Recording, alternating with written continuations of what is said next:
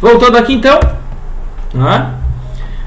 A nossa integral, como eu falei para vocês, fica aproximado como a derivada de ρUC, ρCUC dx, delta y, delta x, aqui é o nosso elemento de volume, mais derivada de ρC, VC, delta y, delta x, delta y, nosso elemento de volume, mais os termos de ordem superior aqui que foram desprezados, por isso o símbolo de aproximado.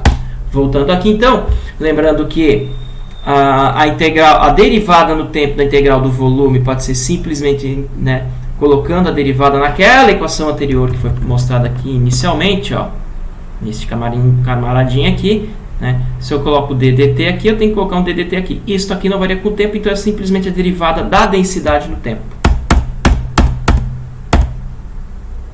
Lá está aqui, beleza?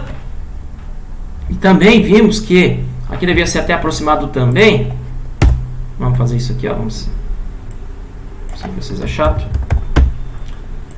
Tem que fazer tudo certinho, né? Tenta fazer no máximo certinho. Acontece aqui um erro ali, lá, normal.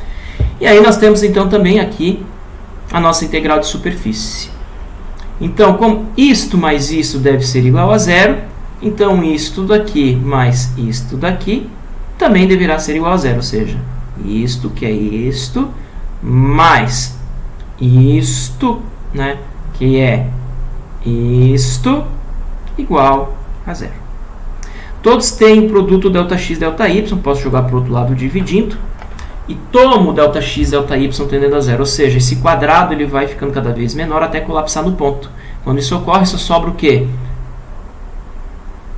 dρC dt mais d ρu ρCUC dx mais d ρCVC dy igual a zero. Não preciso mais levar, como eu tenho só no ponto, não preciso mais levar o subscrito C de centro, né, do centroide. Logo, posso desconsiderá-lo. A nossa equação final fica escrito aqui em verde, dρ dt mais dρu dx mais dρv dy igual a zero. Ora, esta é a nossa equação da conservação da massa na forma integral, tá? Diferencial, perdão. Tá? Esta é a nossa equação da conservação da massa na forma diferencial. E esta equação é extremamente importante, tá? Como volto a mencionar a vocês, é com elas que são implementados os métodos computacionais e são resolvidos para dar aqueles escoamentos bonitos e tudo mais que vocês podem observar, né, no YouTube da vida, imagens que vocês podem achar no Google e tudo mais, beleza? Esta é a equação da conservação da massa, mas ela é uma equação da conservação da massa para uma situação bidimensional, 2D. Como é que ficaria, no caso, uma equação da conservação da massa numa situação 3D, tridimensional? Ora, simplesmente eu adiciono a componente W, que é a componente do vetor velocidade na direção z, derivado pela sua coordenada, né, respectiva. Neste caso ficará então dρw dz, conforme está escrito aqui. Tá? Então, nós temos aqui, né, a equação da conservação da massa para o escoamento 2D, bidimensional, a equação da conservação da massa, tá?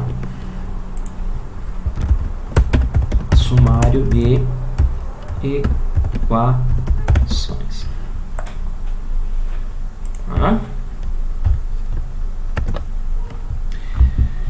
Equação da conservação da massa, né, tridimensional, adiciona-se só a componente W derivada em Z, e essas duas equações elas podem ser comprimidas desta forma: dρ dt mais nabla, tá? Esse triângulo invertido aqui é o operador nabla, é um operador diferencial vetorial, produto escalar, tá, do produto do ρ pelo vetor velocidade.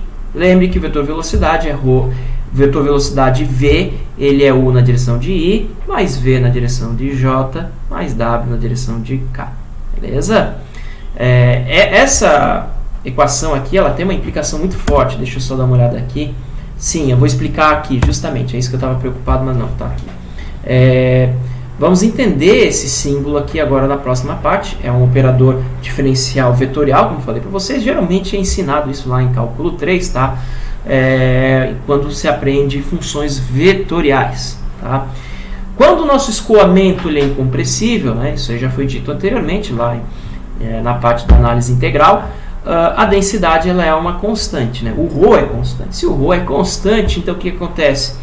A derivada de uma constante vale zero, então não depende do tempo. Como não depende, a sua derivada vale zero, por ser constante, ele pode sair fora também do nabla. Então eu tenho ρ nabla escalar v. Tá? O ρ não pode ser zero, senão você tem vácuo. Logo, nabla escalar v precisa ser zero. E isso aqui é a equação da conservação da massa para um fluido incompressível ou um escoamento incompressível. Existem essas duas situações. Um fluido incompressível, geralmente são líquidos, né? São aqueles que realmente a sua densidade não varia no tempo então, e no espaço. Tá? Agora, você tem certos fluidos, como o gás, que são compressíveis, facilmente compressíveis, mas dependendo da velocidade e tudo mais, você pode assumir que a sua densidade é praticamente constante em todo o escoamento, então você tem um escoamento incompressível. Tá? Um fluido incompressível gera de fato um escoamento incompressível, mas um fluido compressível, dependendo das situações, pode assumir como um escoamento incompressível. Vejam essa diferença é bastante importante. Ok? Dito isto, então, agora vamos entender o que é o operador divergente ou nabla escalar um vetor.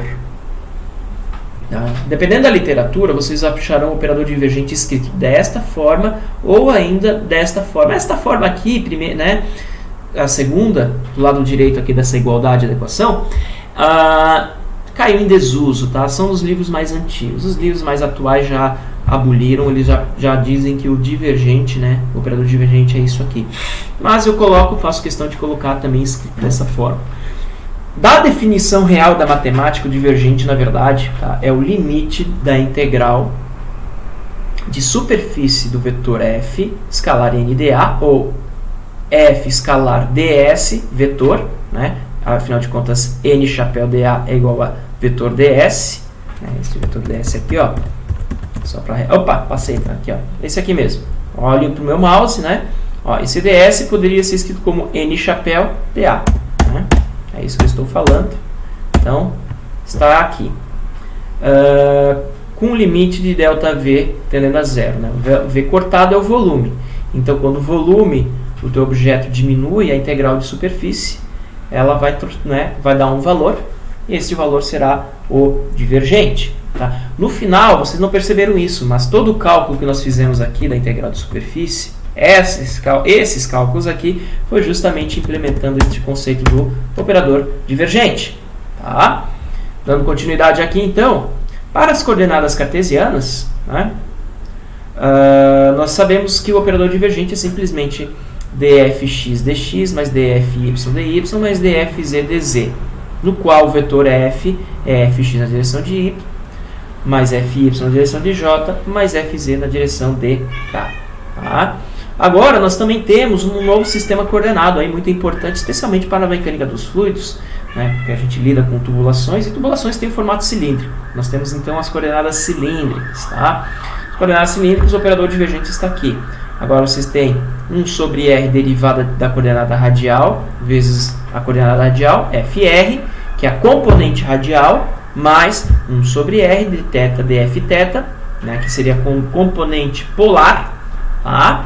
O θ é a componente polar e a coordenada polar, e fz é a coordenada z, né, que no caso aqui ela seria longitudinal, a coordenada longitudinal, dz, né, que é a coordenada, né, componente longitudinal para o vetor f e a coordenada longitudinal. É isso. Tá? Até posso fazer uma coisa aqui para ficar um pouco mais interessante, até ficar mais bonito de se escrever. Esse fz, por exemplo, esse fθ, ele pode vir aqui dentro, e este fz aqui dentro. Pronto.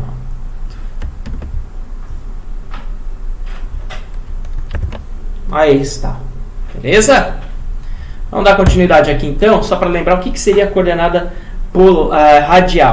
cilíndrica, perdão. Coordenada cilíndrica, na verdade, é um sistema de coordenadas cilíndricas, tá? É uma maneira de se escrever uma mesma posição e até mesmo vetores, tá? Com relação ao espaço. Se você tem o sistema coordenado cartesiano, bonitinho aqui, o sistema coordenado cilíndrico, por convenção, você tem o ângulo polar saindo do eixo x, tá? Conforme está aqui na ilustração, dando este vetor R, tá? E depois, claro, então você tem a distância da origem até este ponto Q, tá? Dado pela distância R, o ângulo formado com relação ao eixo x e a distância em relação ao z, você obterá o ponto P. Tá? Tem mais lá no livro do Fox McDonald, eu peço que vocês pesquisem. Tá? Vocês entrem aqui na minha biblioteca, conservação da massa, sistema de coordenadas cilíndricas, ele faz toda a derivação. Coisa que eu não fiz aqui, eu acho que não vem ao caso, senão a aula vai se delongará demais. Não é necessário, mas para o estudo de vocês é. É isso que eu estou afirmando, beleza, pessoal? Aí aqui está a equação da conservação da massa, as componentes e tudo mais. Ó, isso aqui são as coordenadas da base canônica na direção no sistema cilíndrico, né? Tudo mais, tá? Faça a leitura lá, então, no caso da seção 5.1, em especial coordenadas cilíndricas, tá? Aqui, ó, que seria, no caso, aqui, ó, cartesiano, ó, sistema de coordenadas cilíndricas, seria já direto a seção 5.1 do capítulo 5, tá? Voltando aqui, então, nós terminamos aqui, tá, pessoal? Praticamente